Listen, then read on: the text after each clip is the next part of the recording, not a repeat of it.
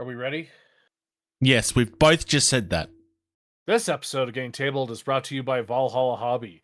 Use code TABLED to get 5% off first order over $100, one use only. Thank you to our tablers for supporting us. Please consider becoming a patron and supporting us for $2 a month. Listen to us live and get early access to all video content. Brought to you by some guys on the internet. This is Getting Tabled. With your hosts, Jason the Bruce, You guy! George the Yang, I hope you are all entertained by my inaptitude. Jason aka Major Socks. We've been doing this and talking about various stuff. One of the stuff. Now sit back, relax, and get tabled.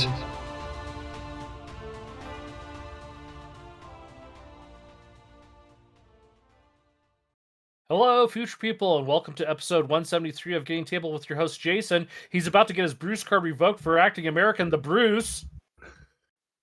Is that because I was dancing terribly, deliberately? No, it's because you did a Thanksgiving. Oh, right. Yeah, I forgot about that. That was awesome. I really enjoyed it.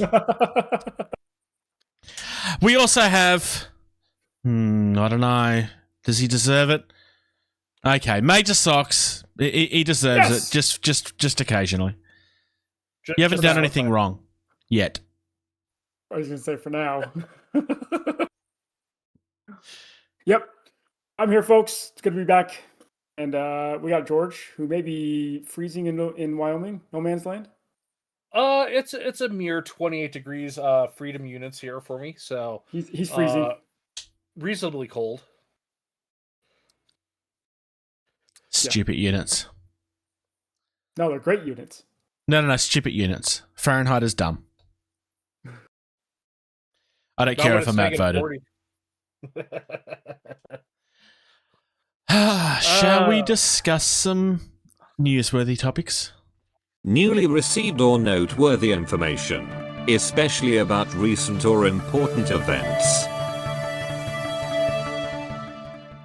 And I'm starting with something that technically we've already discussed, but that's because it's actually being sold finally. So I thought, hey, we should probably follow, because the last couple of episodes we've kind of been like, yeah, they're not actually selling it yet. It was a preview.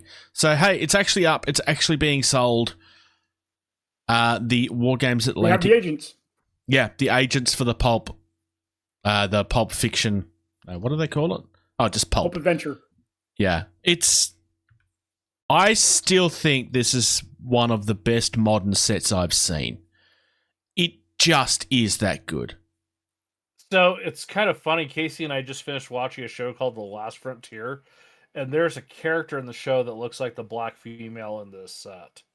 I'm not going to say any more because spoilers. The episode just came out Thursday. Okay. So no spoilers, but looks like her. I mean, if you want to get a copy of Blacksite Studios' Breacher, which is a one versus many game, you create your one John Wick guy against an army of thugs. This is the one to create your John Wick or whatever you're doing. Oh, yeah, absolutely, yeah. Like Secret Service, Men in Black. Actually, if you look at the first image with the black background, the guy on the far right, that's John Wick. Yeah, except he has a beard, I think. John Wick has a beard. Does he? Actually, no, you're right. Yeah, no, he does, yeah. I'm just saying the pickup truck is just that one figure on his own, too. Yeah. It's just a really not... Like, you can create pretty much anything you want with this. Apart from military personnel. It's just so good because it's generic suits. Like, yeah, that's what it is. Like, and to me, that's a little bit of a niche look, but to have the access to it is just, it's freaking awesome, I think. Like, you can use this in sci-fi against monsters to create, like, I touched on Men in Black earlier, or X-Files, or, like, you can pretty much, like, you mix this with the military operationals, you've got pretty much any modern or near-future sci-fi you could want. I really love this set. But And then you have a Sure. couple of them without the suits that have the body armor yeah. vests showing. But like I too, said, which is if you kinda mix cool. it with the military stuff, because all of their kits are compatible with one another, you could do anything you wanted with these. I mean, I've said this before. I am 100% buying this set. I just need time and money to do it. But I think we should probably talk about the thing that brought us all together, right? Yes. Dropfleet Commander. Yay! Dropfleet Commander. Yay. Not the internet. Well, that's Us- Yeah, but the internet hasn't really changed for the better. It just gets worse, so we'd rather not talk about that. Not a more accurate statement has never been uttered on this podcast. I often find it amusing when to think back of why the internet was created and what we all believed it was going to be for. Cat videos, Anyways, we right? got some new battle fleets. We have battle Factions. fleets. People have been Oh, wanting these sets right. back for so long. Like there was reasons why it didn't happen. Because they were in the middle of, reorganizing all of their fleets. Well, not just that, but reorganizing all their sprues too, because that's what I mean. Was going into hard plastic that wasn't in hard plastic, and so they had to retool sprues for everything too. So Yeah. So I'm going to start with the UCM. We're not going to go over everything in this. We're just having a look at what's in the boxes. Just scrolling through. Like, it's a decent-sized fleet to start your game. Are you going to want to add stuff to this? Well, yes, for variety's sake, you're going to want to add stuff to this. You could 100% play games with just out of the box, but you are going to add stuff to this. Realistically, like for us that have all of the old ships at this point, it's probably not a bad way for us to get some of the new stuff. Like the monitors and stuff, for example, all come in here. So I'm just using... Yep. For reference, you're going to get a battleship, 4 cruisers, 2 destroyers, a monitor, 2 cutters, 8 frigates, 2 corvettes, 2 lighters, your faction-specific launch assets that we'll go over here in a minute as well. So it's a good amount of fleet, good-sized fleet, as Bruce stated, for starter size. You can also build these. The destroyers can be used, so you build 2 of them into one heavy destroyer. Obviously, if you do that, then you've got 1 less ship. But if you're wanting to add to a fleet you already have, then that is a way to get variety out of them, because each of these things can build more than one thing. Yes. And then basically we're going to rinse and repeat for each other faction. But of course, each other faction has its own fleets. So the Bioficer is just glorious and gorgeous. I still love the design of their ships. Was I out when you guys talked about the Bioficer Dreadnought? Because I just saw that. It is gorgeous, right? I think we did. Okay. We I can just look at at it that, again, just though. like the loadout they have with that, with the 2 little like pointy things, like a electromagnetic flamethrower. Like, it looks like a nasty weapon. So George is discussing... Where did I just open it? That's weird. There it is. George is discussing this. And it is really, really pretty. It kind of looks like it's almost triangular with the way that it comes out in the front. Yeah. Yeah. I agree. Yeah, just I don't have anyone to play Dropfleet with. I part of me wants a Bioficer fleet now. Oh, you're not alone in that. We also have the Resisti, which we've looked at the Resistance so many times. They are gorgeous ships. They really, really are. And if you want to kind of build your own custom fleet, it's the way to do it. I love how their torpedo looks like a torpedo, like from the 60s. That is a good point. Let's get some close-ups of the act. No, we don't need to do that. We have PHR. Best fleet. For target practice. Yeah, Oh, yeah, no, agreed. no. if you're a painter, if you're someone that wants to paint pretty looking ships, this is the best fleet to buy. There's only one other fleet in the game that's probably as aesthetically pleasing as the PHR, and that's only if you paint it properly. And it's the Scourge. I will argue the PHR is the best fleet to paint pretty, and also the best fleet if you just don't want to be bothered to paint it. That's fair. That's fair. Because you just paint your whole plates one color, and then you go in there and do whatever else on the metallic and engine fanes, and you're done. Yeah, like it's like the metallic stuff you could all get away with just dry brushing. You wouldn't really need to go further than that. I mean, I would recommend that you do, but you don't have to. Scourge. It's very Scourgy. I like that torpedo for the Scourge, too. That's very Scourgy. Yep. And then finally, if I go back to the start, what you will see is that, yes, you can buy the launch assets separately. So these are all pre-orders at the moment for the 12th of December. And the launch assets are hard plastic as well. Yep. Sock said Dave, this before we awesome started. Job on this.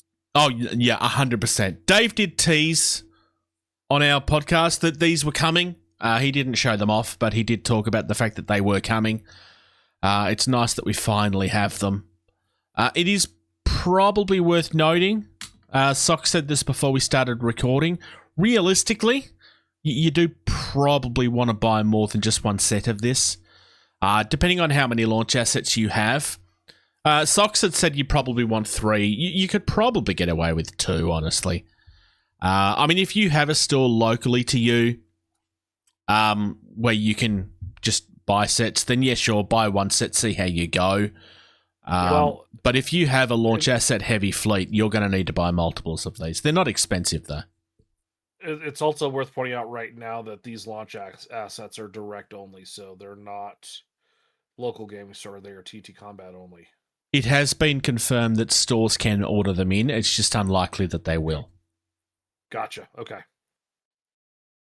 And one thing to note, too, is for those of you that are UCM players, you'll notice that these are different than the base fleet assets that came in the original Kickstarter and after the release. So while you could still use those ones, if you want to get more UCM-centric ones, you might want to buy these ones. Otherwise, all the other factions have their own now, which is amazing. Yeah. It's probably worth noting, I mean, we also said this off air as well, but one of the big criticisms the game had for a long time was that people really wish that they had launch assets for every faction, and it just wasn't realistic for Hawk to do it at the time, especially when launch assets weren't as heavily used then as they do tend to be now. But I'm really glad that we finally have them. Because they're just pretty. Yeah, I mean, unless I've missed something in the new rules, I mean, you know, like the Sheltari still aren't a launch-heavy faction either. Like, you could get away with one set on the Sheltari. Probably. Yeah, I don't think there'd be any reason to go more than that. I've just realised I didn't actually show off the Sheltari fleet. No, we don't care. We don't need to worry about them. I mean, to be fair, they don't deserve a fleet because they are already broken. So, like, you can nerf them to high heaven, and they'll still be the most broken thing in the game. So, we can be glad they're gone. George laughs menacingly over there. That's because he's the one that broke them. I know that. I will take whatever credit people want to throw at me for nerfing this. Like,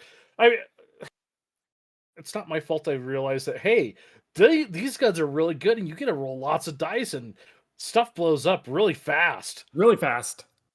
It's noticed. It's your fault for making everybody realize. But let's move on to some Christmas stuff because it's fun. Rumbleslam have some exclusives for Christmas, and we're starting with the Boar Brawlers.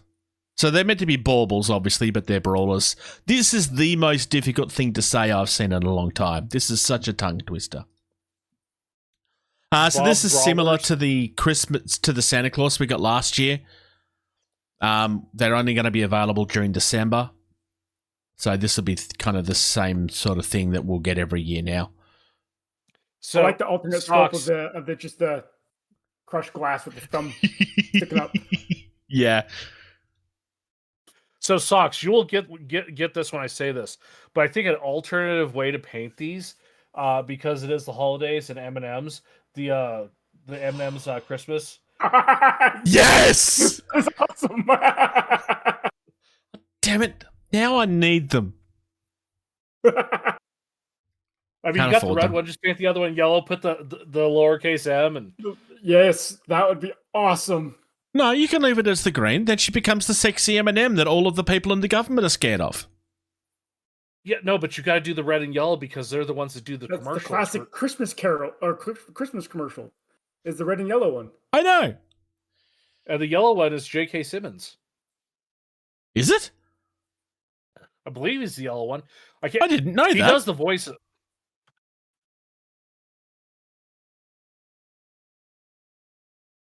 I didn't know that. Yeah, he's the yellow M&M, J.K. Simmons. Oh, wow. J.K. Simmons is awesome. Ebenezer Huge is next, and he's just... I love when things are the right kind of silly. Like, he has tattoo of the chains across his chest. It's so dumb, but I love it. This feels very Hyde. Yes, I agree. I doubt that's accidental. Yeah, and I'm not saying that... oh my god, look at the back of him with his back tattoo. Yeah, Mr. Moneybags, yeah. This would be so much fun to paint.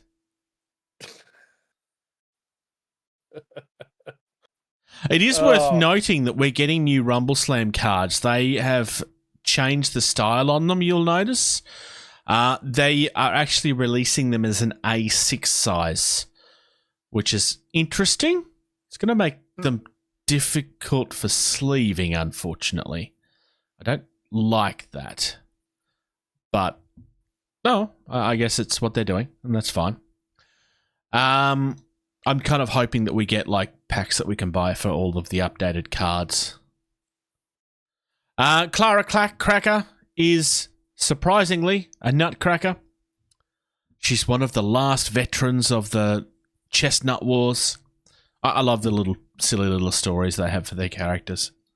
Once again, lots of fun.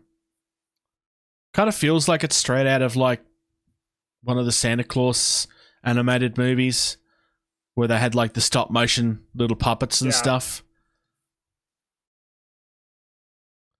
Once again, I think this would be a fun one to paint. I wonder how posable that is. I imagine not very. Because it kind of looks like it goes together one way. It looks, yeah, with the exception of, like, her left arm, it looks like it could be a one-piece mold. Possible. And the Swoller Bear, we're still not up to the best one in this set yet. That one's next. Swoller Bear is awesome.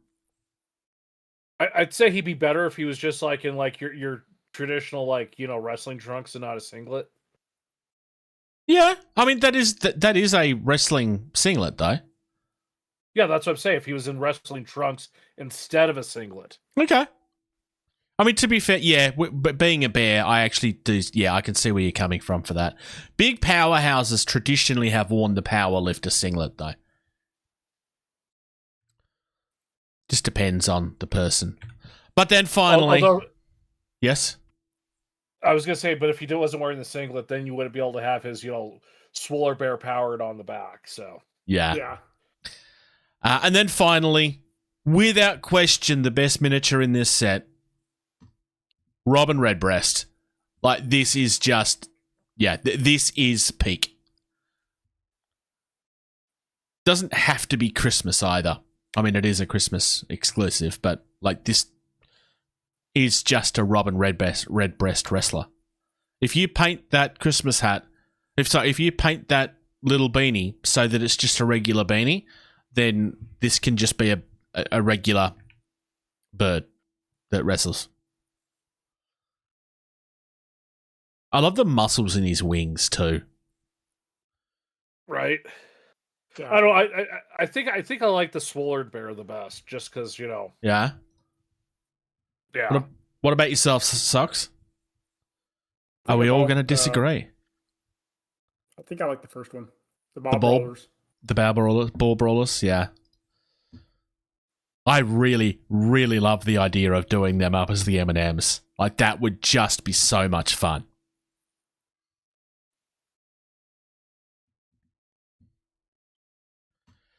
As far as this release wave is concerned, I think they've hit this out of the park. Out of pure curiosity, is the one from last year still around? I don't see it. Maybe it's not. Old Thick Nick. The North Swole Christmas exclusive.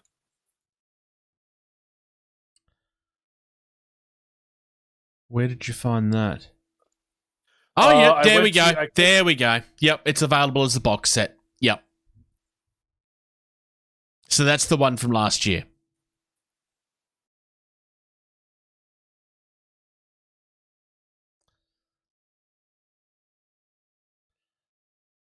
I love that the snowman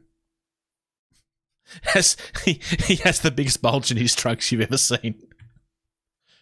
I was going to say that's quite the banana hammock he's got going there. Yeah. So since we got Santa, we've got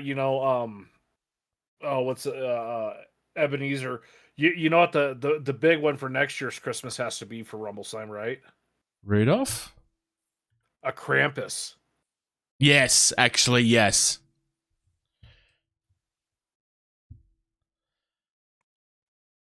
Yeah. Yep. All right, let's move on. Yes, to Games Workshop. Yep, just a small little Who are company. they? So, first things first, we have a celebration set coming out for the Troll Slayer book, which is everybody's favorite dwarf. Gotrek and Felix. And it's just a pretty little set. Comes with some little extra bits and gubbins if you're one of the first so many people that buys it. I'm sure that this will sell out in like 3 minutes because all of the bots will steal it all. No real people will ever actually be able to buy this without being ripped off on eBay or Facebook Marketplace. And if that is the case, don't give them your money. I mean, you can justify it all you like, but every time you do that, you're just making it easier for them. Give them a reason not to do it, and don't buy from them. This has been my rant. Thank you for attending my TED Talk. There's not really much else to say about like it's a new book. Well, is this actually new or a re-release? I want to say this is a re-release. But it's a fancy version of it with like fancy foil printing on the side of the book, and it looks all nice and pretty. Do you have any of the original books, George? I do not. I've only got them on audio or digital. I've unless I have to have a physical book, i.e. like a rule book, I have converted to the concept of I have a Kindle. I can hold thousands of books in one device, and it takes up no space because space and clutter is a thing. I tried doing that very early on in our podcast and kind of found that reading rule books digitally was something I really struggled with, and I bought a tablet specifically for it, and it's more or less never been used because I struggled with it that much. I went straight back to regular books again. Yeah, when you have to like skim back and forth through like 30 pages. Like Yeah. digital cannot keep up with that. But if I'm going to If sit it's a- down and read if a it's a book good for book, leisure, like, because some of them will like properly tab it out and stuff, but even then you've got to find the exact good Yeah. search, good bookmarks. But so many of them don't bother because it's just, like you can't make money from doing that, right? So why bother? yeah. Yeah. So no, I don't have any of the Gotrek books in print at all. Yeah, I was just curious. Up next, we have some new stuff teased for Necromunda. And it's, well, lots of fancy stuff. Look at Mr. Fancy Pants here next to the rulebook. He's very fancy. And he has, well, more robes than pants. But I'm sure he has pants underneath the robes. I'm sure he's not naked under there whatsoever. I would say that's a she, and Is it it? looks like and she is a ballerina. Yeah, if you scroll further Oh, it down, is there's too. an artwork image of her. It is too. And she is a armored ballerina because she has point shoes on. So she does. It would very much hurt when she kicked you. Oh, it's also called Lady Credo. Can you tell I just copied? Oh, Lady Herrera. Or Hera. Hera? And Lady Credo. They're two different characters by the look of it. So Lady Credo is the other one that's the artwork. They're two different characters. Oh, there's their model as well. I will say I prefer the artwork over the miniature. Though that would make for a very boring miniature. The artwork, I mean. The one that's like the bug armor thing? Helmar, yeah, I think that's probably the best looking mini just because it's so very different. So Necromunda. Yeah, the extra arms, the carapace armor, the armor set up with, not feet, but more of like cloven claw feet. Is that based on that bug monster armor thing that we had released a couple of years ago? Do you remember what I'm talking about? No, but it wouldn't surprise me if. I mean, you Socks showed me would know. another- You should be able to tell us everything about that, right, Socks? Because you're famously the Absolutely. biggest fan of Games Workshop and everything they do. Of everything that they're teasing on this, honestly, my favorite thing shown on here is probably the artwork of the very last book they show. Just because I love that piece of armor that he's wearing on the top of it on the Spire of Primus book. Yeah, that does look pretty dope. I don't really have any strong opinions on the rest of it. I've still never I've gone to play Necromunda a few times and it's just never happened. So I don't really have strong opinions on it. The only reason why I have any Necromunda models is I was trying to use them as a proxy stand-in for Centurions instead of the actual Centurion model. Fair. They're roughly the same size. And to me, that just made more sense of like, an armored, insect-looking thing instead of a Space Marine wearing more armor. Yeah, that's fair. I bought an army to use at some point, and when I was starting to prepare, one of the friends that I was going to be playing games with pointed out that what I had bought is actually one of the more broken things in the game, unless you build it properly, and that pretty much just killed any motivation I had to play Necromunda whatsoever.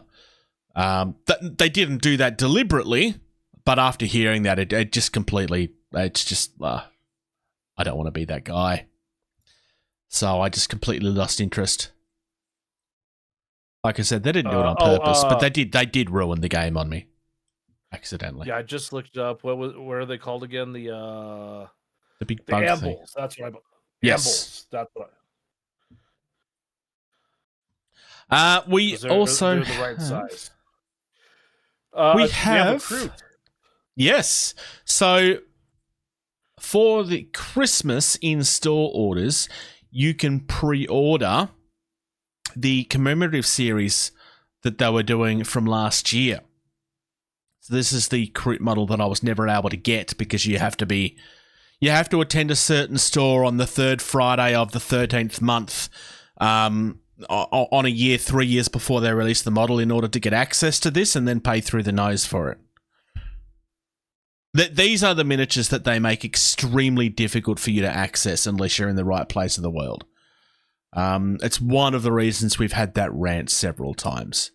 But they're re-releasing them because these are ones, like previously they did it with like Sly Marbo and stuff, and they eventually released those as regular releases. They didn't do it with these ones where they had in the past. So, but it's only for December, so it looks like I have to attend a Warhammer store. And to be fair, the Sigmar one, I'm digging the aesthetic of. It is cool, yeah. I could see the Sigmar one, like I could see that as a D&D character, honestly. Oh, absolutely. Like some paladin that just thinks everything of himself. It's probably a little large for a D&D model, but you can make it work. So you write your character as being, a little larger than, he should be. Yeah. That's how D&D works. Yeah. Up next, we've got some Corvus Belli stuff. We have the Liberated. This is for Warcrow, hence the giant Warcrow logo on the corner. These are honestly gorgeous. I love these. Very creepy, as they should be. Because, Oh, this is an entire army. It's like, well, 4 minis at least. I was looking like, why does the pose keep changing? I'm a little underwhelmed by it then. I mean, for €45, you'd want it to be more than one mini. You're not a fan of this particular one? No, it's not eye-catching. That's why it took me a while to realize, like, oh, this is multiple minis. Okay, no, that's fair. I mean, aesthetically, not everything is for everybody. I actually really like these, but that's fine. We also have the Siennan supports. I suspect you will like these a little bit more because there's a little bit more to this one. Yes. These are gorgeous elves. 4 elves. Yeah. Oh, 2, not 4. And then... No, I mean, FOR elves. Oh, right, They're yes. gorgeous. 4 elves. We also have Aline Sethia Wynn, which is also for the elves. This is just one miniature, though, of somebody kind of teleporting mid-jump. This is a pretty epic mini, in my opinion. Like, every now and then a company will do like it's obviously it's just a mini. It's, a static thing, but there's so much action in this mini. That's amazing. Yeah. I love the use of the teleport as well, and that it is actually a physical part of the model. Because like with the Necrons in Games Workshop, there's a couple of them that are like half transport, and they have like that digital effect on them that looks like it's going to shatter the moment you take it out of the box. Whereas this is, look, it's just a portal. We're not pretending anything else. Like it almost like it's a swirling portal too, which kind of feels even more magical. I really like what they're doing with it. Up next, we have some Feudum stuff, which are just some basic footnights for your Feudum forces. I just had the greatest idea for this faction. Yeah? You do them all like Monty Python. Yep. Especially the one with the tree branch head. That could be one of the Knights of Knee. Yes. Yeah. It's the first thing I thought of when you said it, actually. Specifically that one. And then I'm going to skip over the next one and go straight to the Clouded for a moment, because that's, again, for Warcrow. I think these are probably my favourite from the releases, personally. Oh. I really, really like these. This makes me want to collect the elves. That's how much I like. I think it's that good. I'm not going to, but I really want to. Just like the half. I'm going to say it's like a spirit panther type thing. Yeah. So looking at the one that's got the as you're looking at the image, the cat on the left and the dude on the right, if you scroll through, there's like two pictures. It's just a slight rotation of the picture, but there's so much to the mini. Like if you go back and forth between the two images, it looks like it's two completely different minis. Yeah. Because there's so much going on at it. I mean, there is two different minis there, but no, I see what you mean. Because it's so good. I really like what they've done. And then It's finish. really fantastic. Yeah. Finishing off this wave, we have some release for Infinity. There's probably some other stuff I haven't shown, but I've just kind of tried to show off the highlights. We got some supports coming for the JSA. So this is the Japanese sectorial faction in the game. The Japanese Society of America? Oh. And honestly, I think they're very pretty. I mean, it's very much Infinity. I like the cat person on the bike. They have a cat helmet, which feels very Infinity. Certainly very sci-fi. That's certainly not a bike I would be able to convert for Entropy City. Not that I really need more bikes at this point. But, yeah, I quite like it. My favourite's probably the bike in that picture, at least, anyway.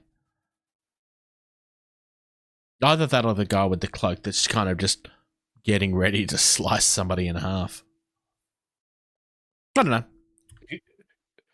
Yeah, the dude with the cloak, you're about to find out because, yeah. Because you messed around and now you're going to find out. Actually, is he pulling a sword or is he pulling a pistol? That might be a pistol. That looks like a kukri he's pulling. Yeah. It's kind of hard to tell from the angle. Tell. My favorite is the Clouded. Very closely followed by the Portal elf. But the elves are the highlights for this wave of releases for me. Which is frustrating because it's not the ones I bought. Sounds like you need to get a new army. Nope. I haven't played with the first one yet. We are in the middle of some previews for GCT. They've only shown off a couple of things at this stage. But we're going to start by looking at the new Oni box that's coming out. So this is a themed faction for the game. It's another one of those force in a box type things where everything's just kind of designed to go together. Oops, scrolled too far. These look amazing. Yeah, it's the Ring of Fire themed warband. And yeah, they're all Oni. It's just glorious. Pretty much all fit the theme, the artwork. I'm not going to say it's one-to-one copies of it, but they're all very...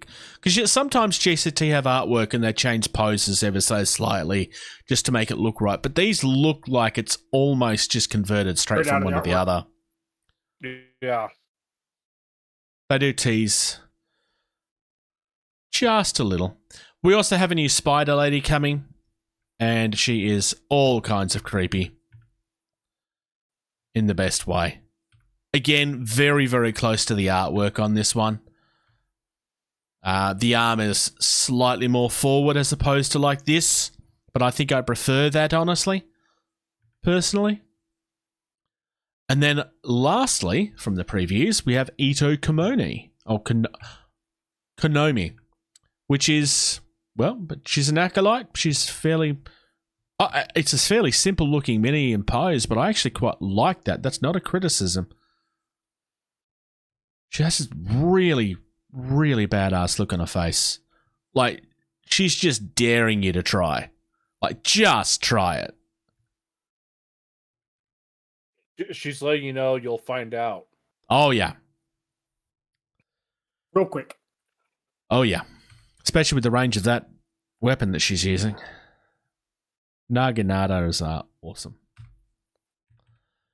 I don't really know what of these is. I think the box set's probably the highlight for me so far. Oh, absolutely. Like just those 5 Oni. Like so with the bottom jaw with the tusks and everything, Yep. this looks like a very disgruntled group of siblings that, someone has pissed them off and they're all ganging up to go, kick the crap out of whoever made fun of, Their mother. whichever one. Right? What did you call our mother? Yeah, they just, it's the right type of theme. Like sometimes themes just work. Theme, blue, prime, paint. What have you been up to, George? Not a whole lot. Slack. We obviously had the Thanksgiving holiday. So I did a whole lot of nothing except eat. Mm-hmm. Had the discussion of swapping offices in the house and came to the realization my original computer desk that I stopped using when I got this current one. Casey started using it for her desk, but then she got a desk she wanted. So it's been sitting out in my shop. And it just occurred to me, it is the width and depth of the one I was going to build out T-slot and butcher block. So I ordered some feet. I ordered a couple of LED light strips so I have 2 of them. So they like overlap and I don't have shadow. Nice. And so the feet will be showing up Monday. So in theory, I could start getting everything off this desk and getting that desk set up, but take it apart and move it again. But essentially get the desk size and shape that I want without spending a bunch of money on T-slot because I've already got the desk. I think the only thing I'll need to do is buy a metal shelf unit to go on the one shelf so I have multiple shelves. Yeah. If that makes sense. What else have I done? Not a whole lot. We also had a bit of a crazy week. Doozy, she was acting funny, whatnot, running a fever, and turns out her spleen was enlarged, so she had surgery on Thursday. So we've got That's not good. We're used to it now. I think in 7 years we've had 5 splenectomies on dogs now. So there's 2 spleens left in the house now. Are they both in humans? No, sorry, dogs. No, my 7-year-old corgi still has his, and the 7-month-old puppy still has hers. So. Fair enough. What about yourself, Socks? I saw you grabbing something, so clearly you've got something to show off. Yeah, I got something to show off. So yeah, like George had Thanksgiving last week, so we were busy doing that with family. But I ordered these little dice trays from Proxy Wars. Ooh. Oh, Beginning nice. of the month.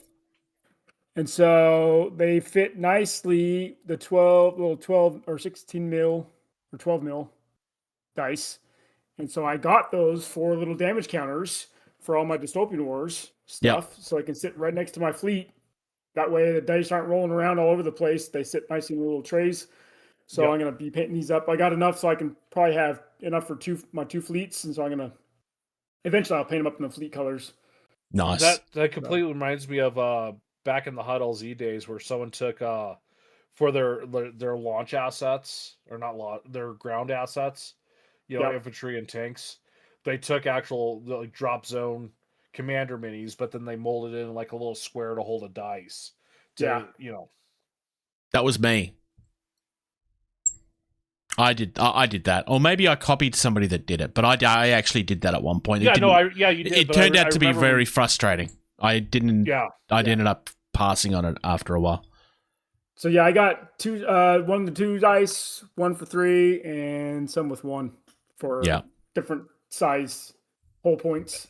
And that's really nice too, like having that to put the dice in, because that separates it out as this is a damage counter, not a random dice that's been rolled on the table. Correct. Yeah. Are those 3D printed, or are they actually 3D printed? 3D printed. They look 3D printed. They're 3D printed from Proxy Wars. Yeah. So Nice. it's a Portugal company in Portugal, based out of Portugal. So How much was your shipping? And about $20. That's all right. Yeah, Portugal's usually not too bad, though. tariffs, Bruce. Yeah, I know. I ordered a little like Cthulhu statue for his like what phase we're on, like turn marker for Death May Die. The marker was $12, and then I had to pay like an additional shipping of 20 some euros to cover the tariff fees and stuff for it. So I had some little MDF dice frames that I had bought originally for Dropfleet, and then I bought new ones of them to use with Kings of War later on, which is a game that I was really into and never played. For what it just isn't the way it ended up going. But it's an idea that's really, really cool. But I so prefer the ones that you've got there that actually have detail and sculpted information on them. Yeah, so it has it's so much clearer. It may be a little hard to see, but yeah, it's got a little scroll type thing on the back, on the front, and then on the back side, it has like a little gear for like industrial. There's like 4 to 5 different variations you can have on sculpting on the front and back. Are there faction specific ones, or is it just like the 4 different designs? Most of this stuff is actually for Warhammer. It's all generic stuff for whatever game you want. But it's generic, generic Hence stuff. But I found proxy. one that was kind of steampunk industrial type, and so that's the one I chose for Dystopian Wars. Makes sense. Yeah. Well, you can pay them up to max your faction then, so yeah. Yeah, exactly. Yep. What about you, Bruce? I have been painting a little bit. Let's change cameras and see if it works smoothly. Unlike last time? Oh, way to jinx it, Socks. I'm sorry. I have finally started painting my drop bears from the Drop Bear game that I got earlier in the year. Obviously, they're not finished. I've only done the actual bears at this stage. So these are your main bears from the main box. I'm probably going to be doing the trees in a lighter brown. I mean, depending on the sort of tree it's supposed to be, they don't really look like eucalyptus trees. So I feel comfortable doing them just however. George wants to say something. I was going to say, if you look at my wall here, Bruce, like this is raw bear wood that's been aged too. So if these are dead trees, you could get away with doing grays and stuff too. Yeah, yeah. The main reason I was just thinking of sticking with browns is because it's just for a box set. Like, Sure. It's fine. Yeah. In saying that,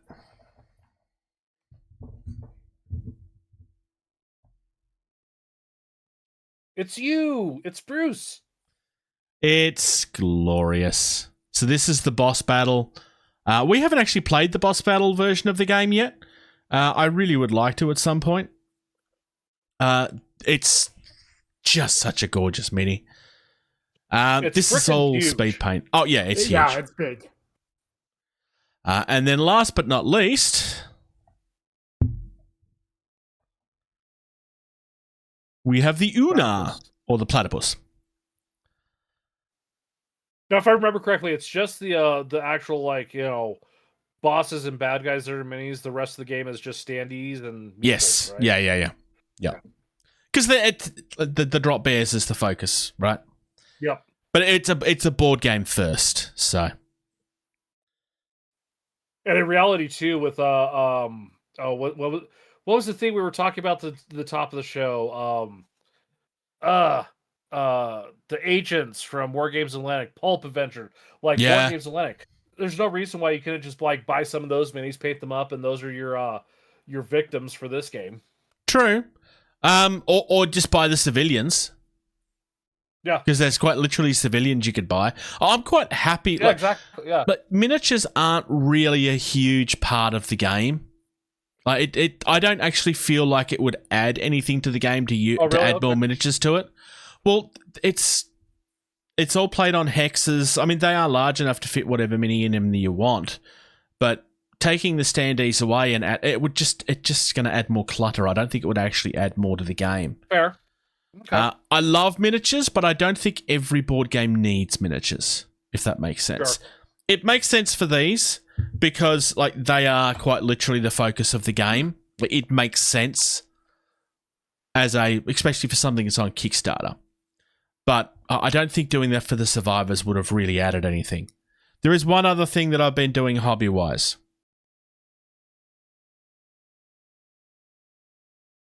Nice. I built Evangelion Unit 1. This is one of the Blockies kits. It's not a Gundam kit. Well, it's not a Gundam anyway, but you know what I mean. It's not like one of your typical Bandai type kits. Blockies tends to do like more budget ones. There's an Oscar one I showed off a few months ago from Sesame Street. George might have been away that episode, maybe. But Oscar the Grouch, there was a little toy about, I don't know, that big that I paid like $10-15 for it and I built it up. And this is kind of a similar, it's a more detailed kit though, obviously, on this one. Sure. He's not actually finished. Like there's a gun and a weapon and a like a launch platform that comes with it that I haven't built yet. This comes pre-painted on the sprue. All I've done is snap this out and put together. It was like $45 for the kit. Like the box is huge. It really... That's 45 Australian, right? Yes. So it's what? Like 25, 30 for you, yeah. Like it's very, very, very affordable. Like it doesn't really surprise. Oh, one of his knee things have fallen off when I dropped him earlier. Oops. I'll have to find that before it goes up the vacuum cleaner. It'll be fine. This is all like it's all articulated and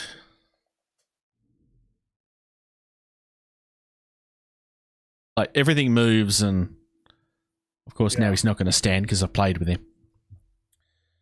Let's change camera. There we go. Yeah, so everything moves. It's all articulated.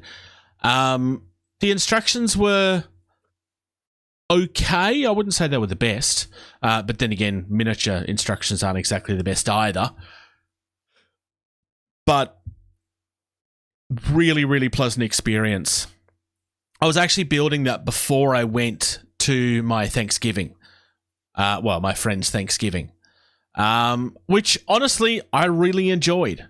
It felt really weird going to a Thanksgiving because, well, obviously, it's not something we do in Australia. And I've spent most of my time online trying to get Americans to understand that Australians don't do Thanksgiving and putting up with their confusion. What do you mean you don't do Thanksgiving? Everybody does Thanksgiving. No, it's just you. Oh, also the UK and Canada do it now. But even that,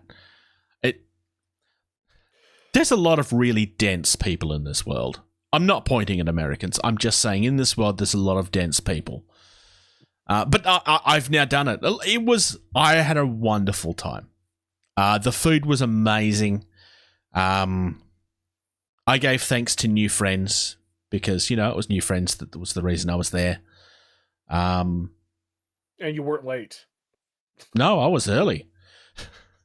I got told I had to be on time, and being on time meant that you had to be there so that you were ready for the meal when the meal started. The meal actually didn't start for like another hour and a bit after because they were running late on the food.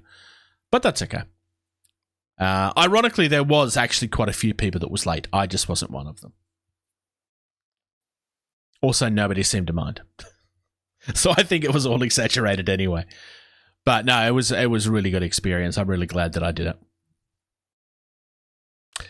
Yeah, as I've gotten older, that's become my favorite, second favorite holiday.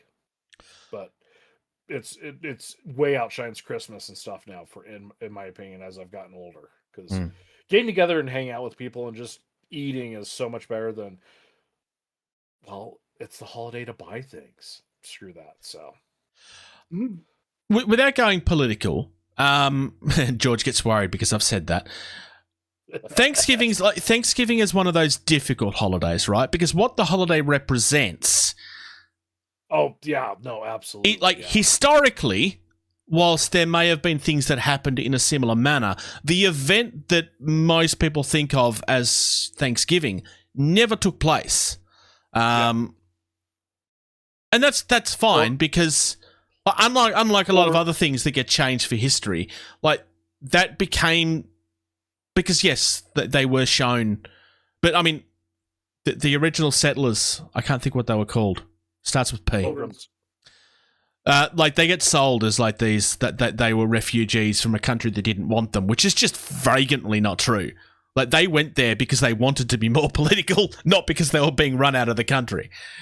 And well, they also did lots of wonderful things with the natives in that country. Wait, no, not wonderful.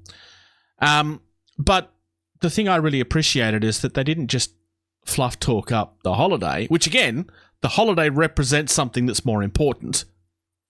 I would argue more important than history to some extent.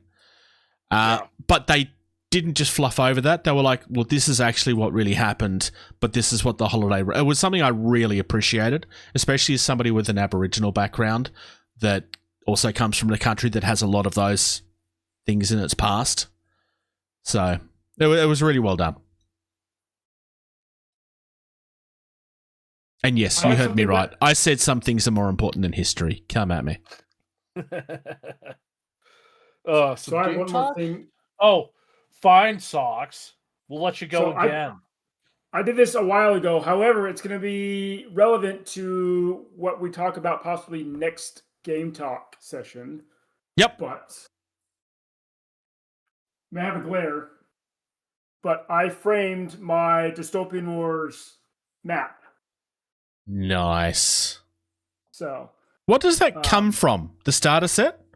The starter or did you get that as an... Yep, okay. Each of the starter sets comes with a map and some artwork. It's double-sided. It has artwork on one side and the map on the other side. So, but yeah, more to come on that. Hopefully next time I'll have all my notes ready to go for that Game Talk. Yep. Probably worth noting, our next episode is a few days before Christmas, and we're not 100% sure how that's going to work formatedly yet. We will discuss that and because I'm not going to be home. So either George is going to have to record and do everything. Oh, you mean like you're going to be... I'm physically not going to be here and I won't have access to a computer again. I can be part of the recording, but I can't help you otherwise. That's fine. Yeah, So we'll have to work that out. We will let you know what's going on. Talk nerdy to me. Technology? We don't use technology with gaming. This is inspired by a comment George made about a month and a half ago. And like, to be fair, it's something that came up in a video I was watching recently as well. Like board games... There was a board game that we looked at that was really, really exciting and looked really, really good, and then I'm going to throw. I'm throwing you under the bus for this, but only because this is what you said. It's got an app. I'm not interested. Now I'm not. I'm not. This is the discussion point, not me having a go at you, because I don't necessarily disagree with you. But I think every time one of these games come out, right, they talk about how because they're using an app, they are the future of the industry. And there's one giant part of the community that goes, yes, this is awesome, I want to see more of this. And another giant part of the community that goes, no, I hate this, it's really dumb, I wish people would stop doing this. And I think, like, realistically, the real answer is neither of those, it's somewhere in the middle. But I just think it's an interesting point of discussion. I mean, let's be frank. Technology being part of the hobby is here and it's happening and that's not going to change. Sure. We haven't seen... I think there's been a couple of them that did get closed down over time because businesses went out of business. Generally speaking, usually communities will find a way to get things working.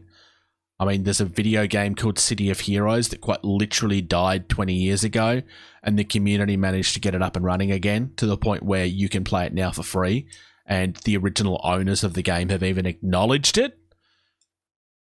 Let alone, I mean, board games, you physically have a board game and da-da-da-da-da. Like, you could... There's been a couple of workarounds I've seen that are really interesting. Adam Blompier recently released a video of one of the it's not Cthulhu, it's where it's the Asylum one. Betrayal. No, that's Betrayal on House of the Hill. Yes. There's an app version of that, and they were showing off a way of doing it where essentially you have somebody that's becoming a game master for the game, and rather than everybody using the app, they use the app and then describe it to the rest of the players, which is a really cool workaround.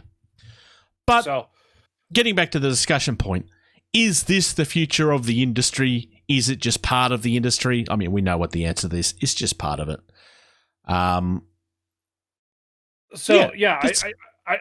As technology goes and increases, yes, you will see more technology in the hobby, in board games, and whatnot. It's very common to find the rule books in an app.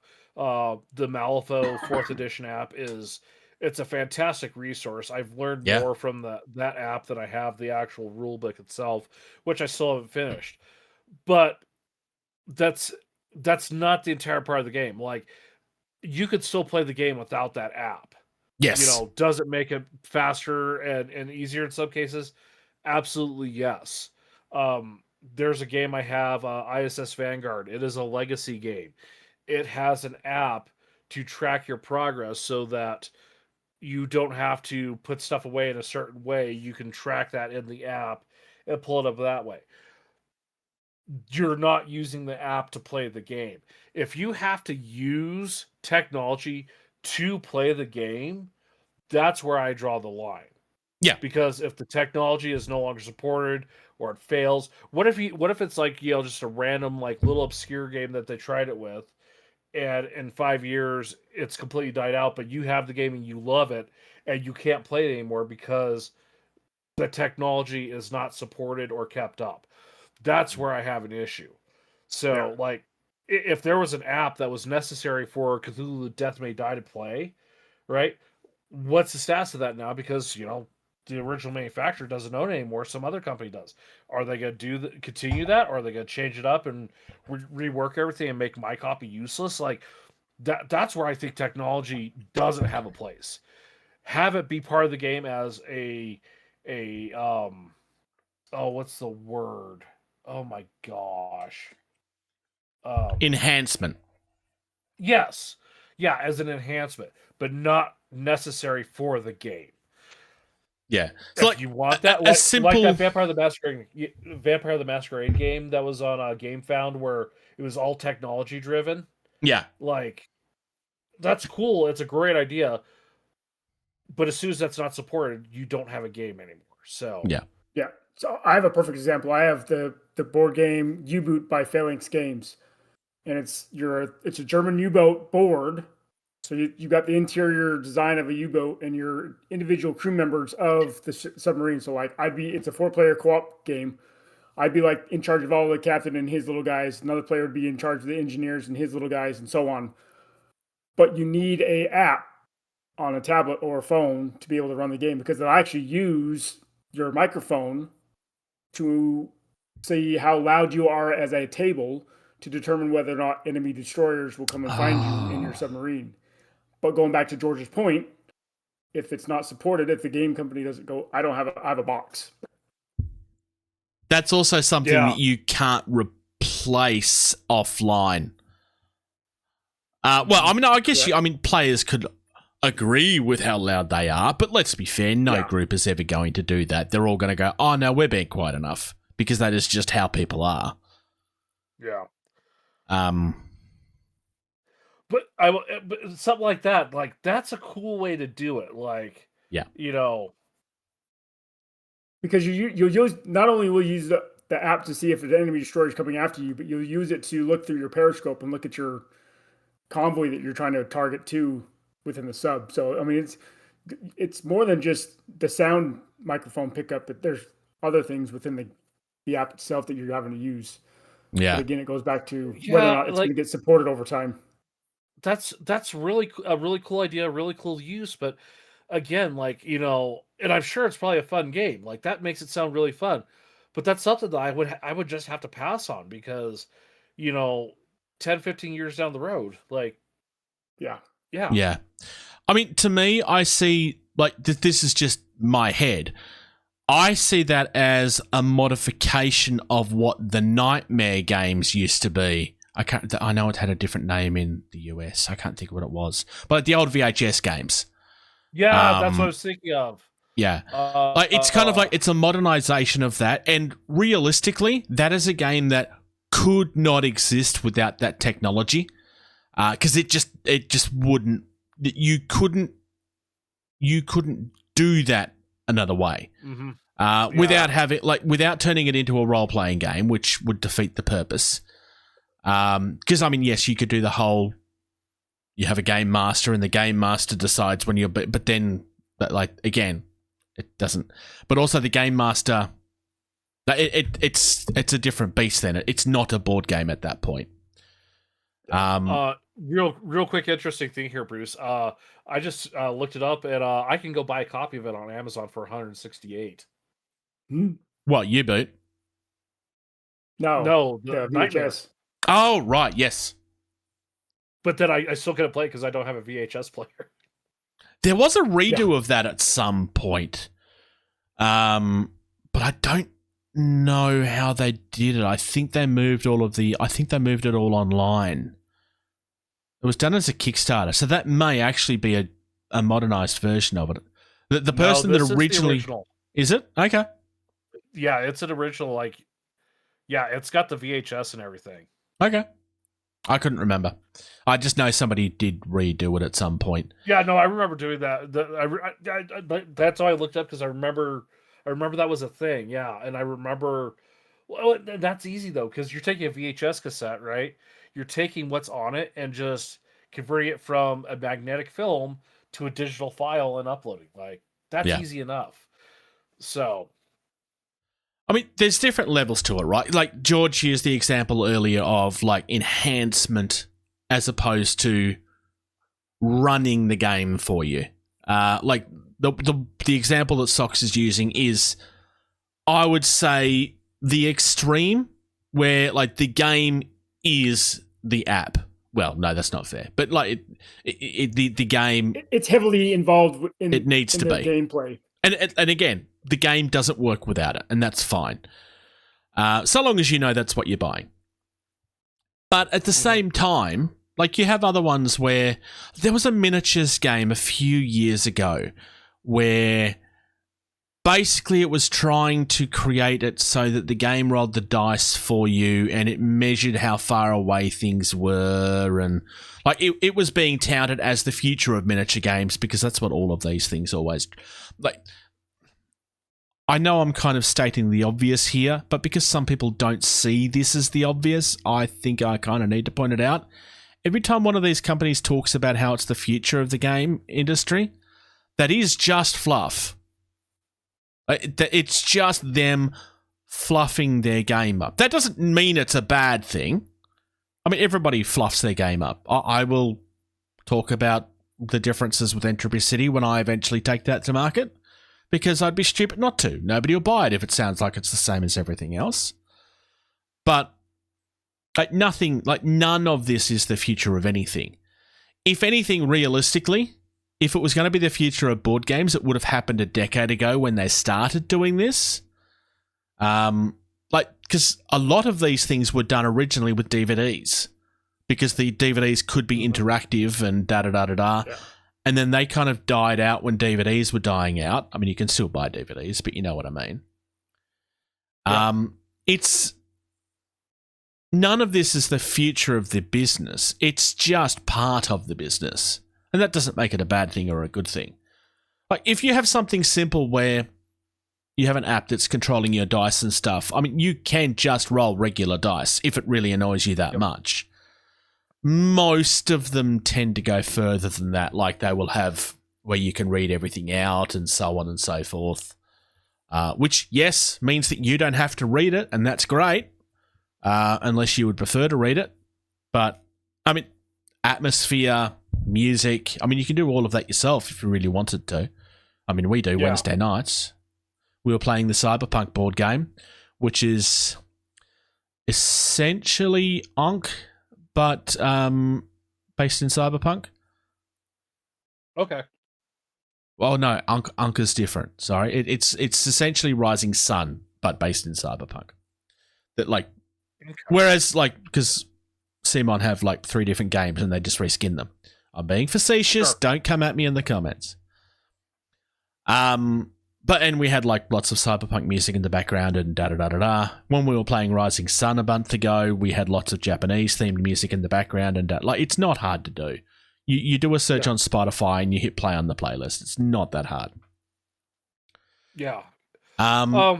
George, I think, has already answered this question, and so is Socks. But realistically, George, do you think there would ever be a game that could convince you to buy it that's fully implemented?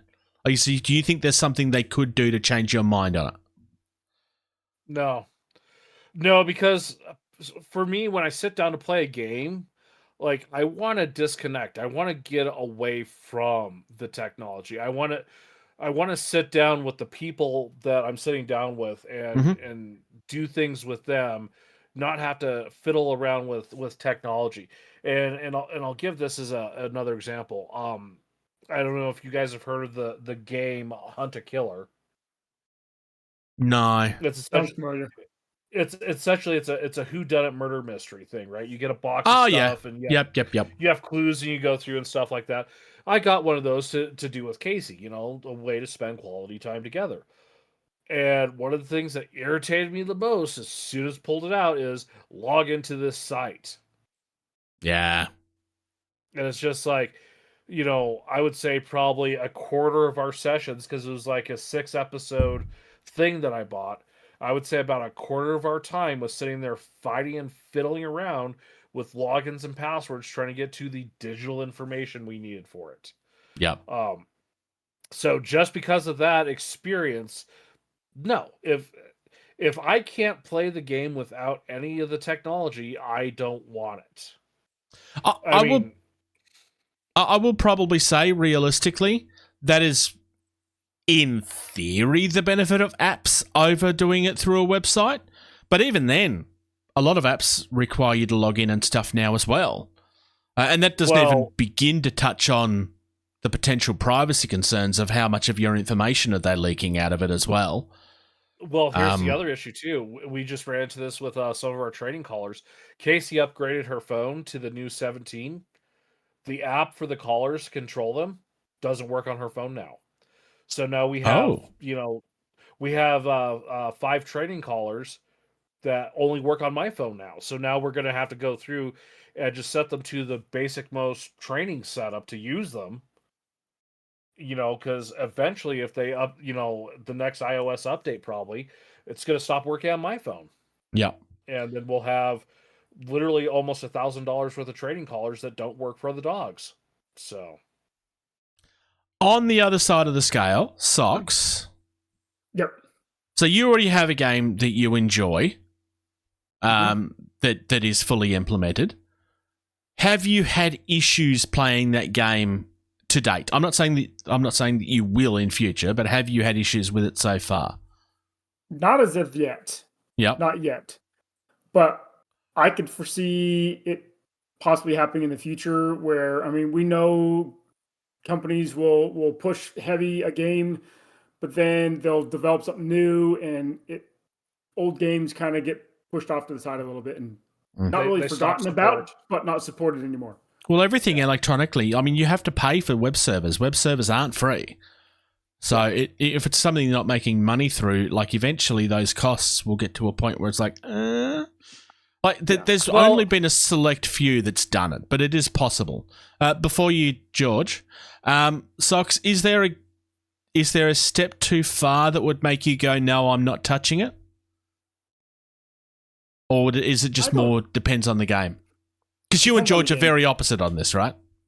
Yeah, I think so. But I wanted to ask George a question. The last time you played D&D, was it Theater of Mind or did you have minis? You see where I'm going, Bruce? I do. Yep. The last time I played D&D, we didn't even have a map really. It was all just theater of the mind. Yeah. Okay. So Like, if you had minis and someone had one of the TV screens or a projector with your map, would you play? So in that case, yes, because that's someone else putting in that time and effort. You know, and I've seen those, and a lot of those are Yeah. more computer driven, where it's like if you have it and it runs on your computer, like you're fine.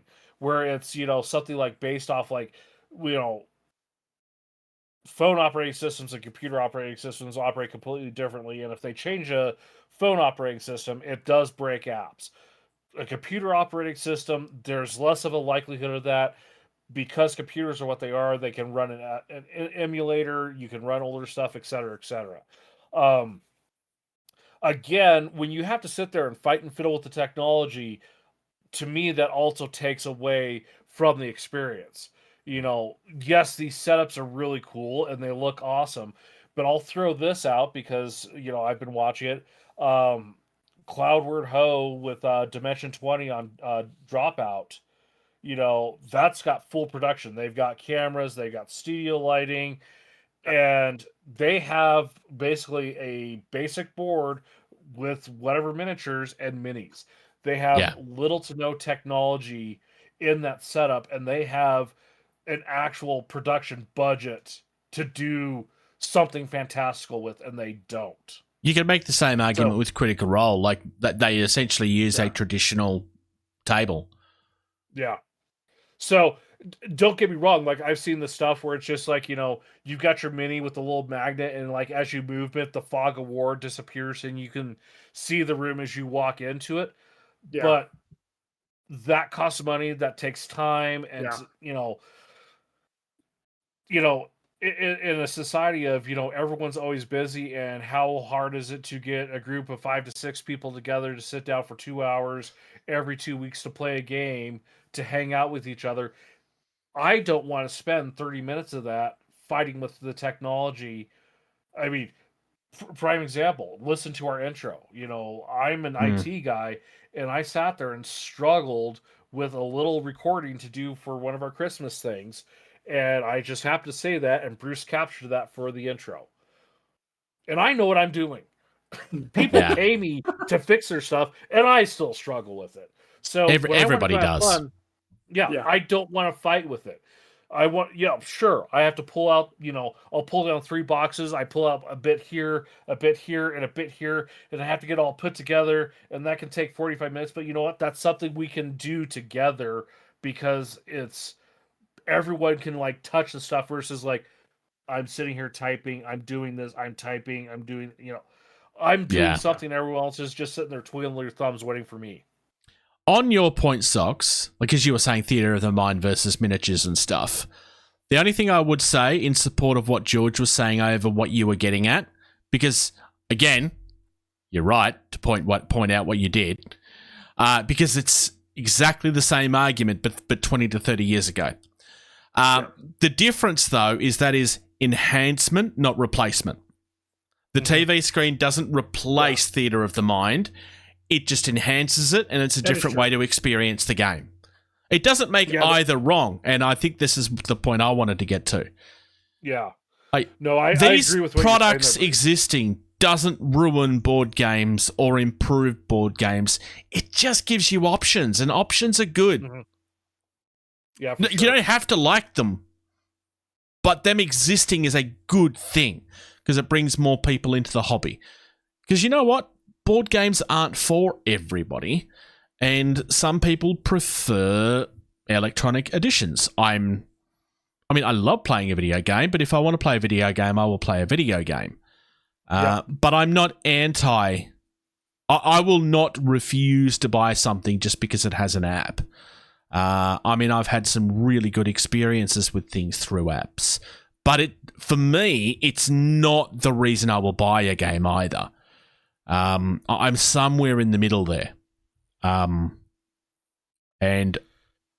I think Socks and I are probably closer on this than George and I, though I don't necessarily disagree with either of you.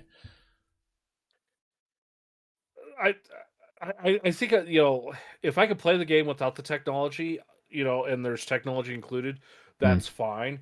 But again, if it solely relies on it, yeah, I'm gonna hard pass.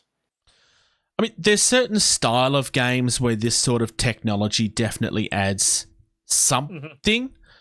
I mean, you use the example of murder mystery as something that was a problem, because the issue with murder mysteries, and I mean they are a classic games night thing, but the problem with murder mysteries is if one person knows how it ends, it ruins the night because they already know what happens. And granted, they may be really good about it and not just say anything, but people slip up and accidentally say things. Unless they are lucky enough to be the killer, in which case obviously they won't say anything. The benefit of the electronic stuff in that is that it means you can change it up without it really you don't require any work. You just pick, okay, well, we're going to do this version of it so that it's different. Sure. But again, that's an enhancement. It doesn't. I mean, yes, if it's implemented, then yes, it replaces, but it enhances an experience. Because the problem with murder mysteries is quite frequently they are one and done. Like once you're finished with the murder mystery, most of the time you will never play it again. Yeah, well, like I said, this one that I got, it had 6 parts to it, and I mean, there was a lot to it, and there was a couple times we had to box it up, take a break because we just put too much into it and revisit it and done, but once we got it finished, it was done. And I'll even say this, the ultimate answer we got right. Nice. But the whole process of how you were supposed to come about that, we did, we were just like, dude, no, it's gotta be this guy because there's no A to B to C, all this other doesn't work, and it has to be this person. Did you meta the game? Yeah, we did. Because I love that I picked out that.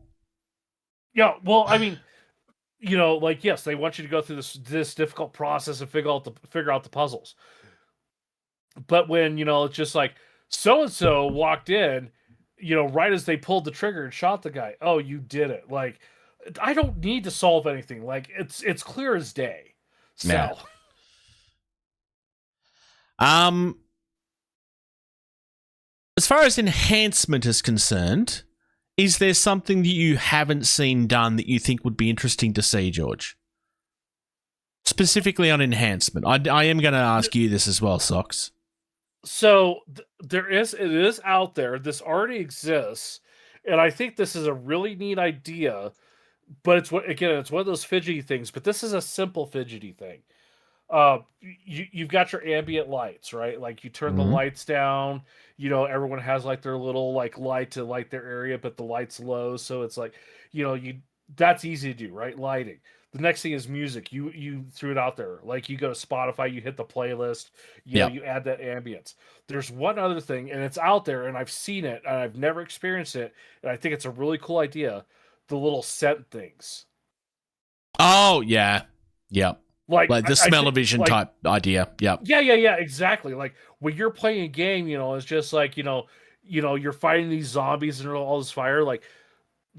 Burning flesh is an experience. Playing some of these games is just you don't get that full immersion thing. But if you could you twist that little knob of you walk into the dungeon and it smells musty and you start getting that musty smell while you got the water dripping sound in the background, the lights are low.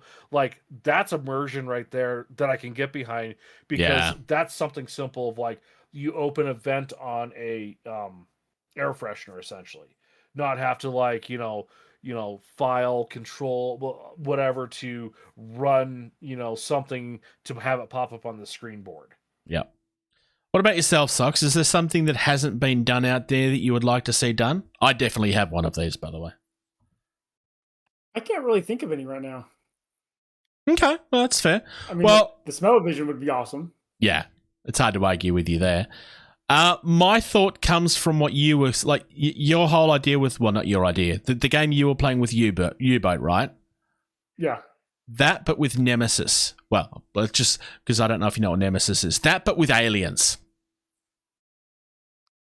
So you are dungeon crawling in an old spaceship, and if you make too much noise, the monster that you can't get away from will catch you. And so you have to you have to communicate and da. But if you're too loud, it gets much harder. I think that's a great example right there, Bruce, because the way Nemesis was designed, we tried to play it, over the we tried playing it online. It didn't really work. Yeah. It was we lost very quickly. But there's a mechanic in the game to roll for that and do that, which don't need the technology. But if Awakened Realms were to release an app for you use this and here's the microphone, and if you make too much noise, you don't need to roll this, that's one thing. To design the game to where it works without the technology, but to have that would be great and fun, I think. Yep. So, you could theme it however you want. Make it maybe not so much Freddy Krueger. Make it a Friday the 13th game for exactly the same reason, because it would work exactly the same way. It's survival horror type aspect is where you would make that work. I'm not to say that it doesn't work in U-Boat. Obviously, it does. But the atmosphere in those sort of games with that technology would be very different. No, I like that idea, Bruce. As much as I just crapped on technology, but only because that there is that, non-technology method already in the game. So doing that technology enhancement, I think it would be really cool. Yeah. I mean, the other side of this is, of course, yes, you have army building apps, you have dice rolling apps. Like, the technology is all out there if you want to use it. However you want to enhance your gaming experience is completely up to you.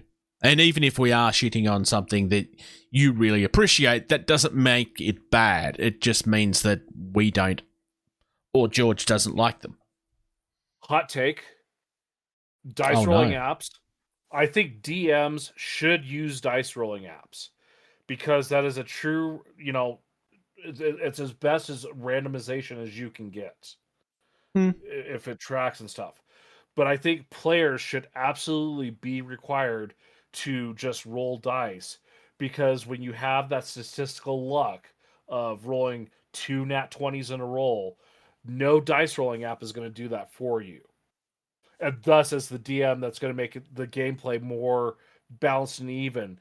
But you're playing D&D. You are heroes of might and legend. You do things that no one else can do. So the ability to roll, a nat 20 and then confirm that with a critical and then max damage and then you trigger this. And that's the feat and legend that your character is that you can't replicate with a dice rolling app. There's a problem with your article, George.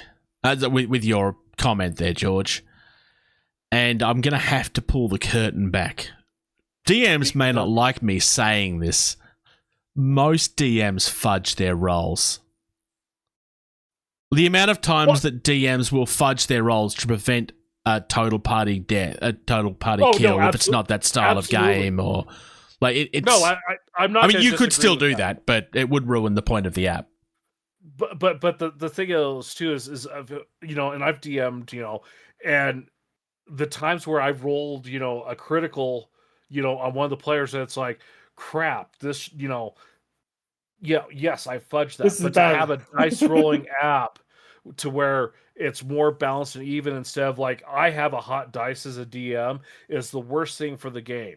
Yeah. Players having hot dice, that's awesome. That's great. And I think, if you use a dice rolling app as a DM, you can still fudge it. Yeah. Yep. And just that's one of the things I kind of like the way Brennan does stuff where, he'll do a roll of this monster's going to do this and I'm rolling in front of you so I can't fudge it. I like that, but yeah, that's my hot take though. I think DMs it'll make the management a little easier. You just tap it, you get a number, You know, you don't have to worry about your hot dice and let your players have the fun with, you know, their ridiculousness. Yeah. All right. Have you got opinions? Let us know what they are. If you want to go hunting for your next board game, if you want to find some of the previews for GCT Studios or Corvus Belly or Games Workshop, TT Combat, War Games. If there's a story that we've discussed in the miniature that you want to buy, check out Valhalla Hobby, is essentially what I'm getting at here. They have a huge range. Like, yes, they have your popular stuff, like I've just mentioned, but they have a huge niche range from the industry as well. Do they have everything? No. No store in the world has everything. That's not possible.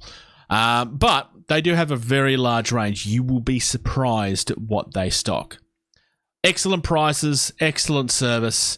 ValhallaHobby.com. If you use the code TABLED at checkout, you'll get 5% off your first order over $100. We get no kickback from this. It just shows them that that's where you came from and that sponsoring us is worth it. Please support the people that support us. Thank you very much to Valhalla Hobby. We love you. Yeah, and I ordered some stuff from them, and they said that their back order was going to be in about this time of the month, and they actually got it in early, and it showed on my doorstep about 2 weeks earlier than I was expecting. So they will, as soon as they get it in, they send it out to you if it's on back order. Thank you to those that support us. We really do appreciate you. If you appreciate what we do, please considering supporting us on Patreon.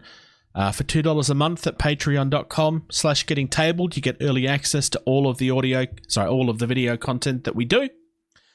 Like the example of this is that this will go out live later today. The video version of this podcast will not be out until Thursday. For most people, Patreon will get it the same day. So there's definitely some early access there that's worth your time. All of the stories for today's episode, you can find the links for those at gettingtabled.com. You can find us on Facebook at facebook.com/gettingtabled. Please subscribe to us on YouTube at youtube.com/gettingtabled. If you would like to reach out to us for any reason, you can find us at gettingtabled@gmail.com. We do also have a Discord. Anybody's welcome to join our Discord. It's a rather small community. We love our community. There is specific things there for Patreon, but it's there for everybody. There will be a link on screen as well as in the comments below. Twitter, Instagram, Blusky, Threads, Reddit is all at Getting Tabled. Reddit is r/Getting Tabled. True. Everything else is at Getting Tabled. You can also find me at Toy Reel. This week I will be having an unboxing of the new Plasma Series Ecto 1, the HasLab that got released. So you get to see, it's huge. It doesn't fit in my cabinet. No. So I have to interrupt this. This was core memory here. So this is the time of year, like, Christmas shopping, kids are looking at toys. I was at the Walmart today and I was buying some groceries and I walked past an end cap and it's not the same chintzy, like cardboard with the plastic packaging for a He-Man and the Masters of the Universe, but it was like an actual box and stuff like that. Then they were $25 each, not $5 each, but they had they had He-Man action figures and I almost stopped to go through them like I was 8 again, going through which ones do they got. And I was so excited. So if you're into toys or want some nostalgia, you should definitely check out youtube.com/toyreel. We're all very passionate. I'm really happy about this. I'm very upset that it won't fit in my display cabinet though I kind of knew that was going to happen when I got it, but that's okay. You can also check out entropycitygame.com. It's just a basic website at this stage, but while I'm working on the game, if you want to check out Entropy City, it gives you links to all of the community sites and everything that you may want to go to. Thank you, George. Thank you, Thanks, Socks. Bruce. You're welcome. No, don't thank him. He added some really good points. He gets to keep his major Oh, sweet. for now. I'm gonna push buttons. Yes. That's what I do. Thank you. Thank you. Thank you. Thank you. Thank you. Thank you. For listening to Getting Tabled. Music used in this podcast was created by Eric Matyas at soundimage.org. Play more games. Bringing back the How long has it classics. been- Yeah, I was gonna say, how long has it been since we've just done that? I know, right? Long time.